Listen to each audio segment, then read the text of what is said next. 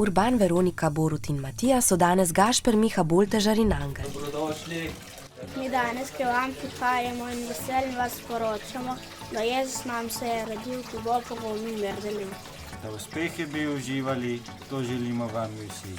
Sreča bo pri vas doma, naj Bog se blagoslovi vam.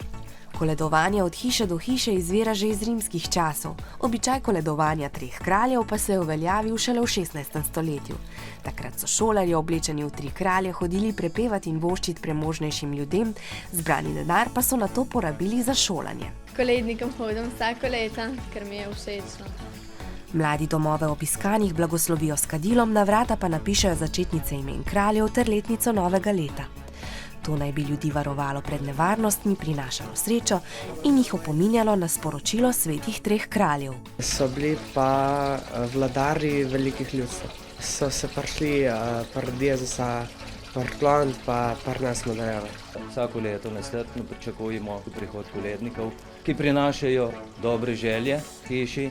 Obenem pa je to dobrodelna akcija, s katero zbirajo darove za misijone oziroma za dobrodelne namene. Denar, ki so ga koledniki zbrali to zimo, bodo namenili revnim vrstnikom iz različnih držav, tudi tistim iz Madagaskarja.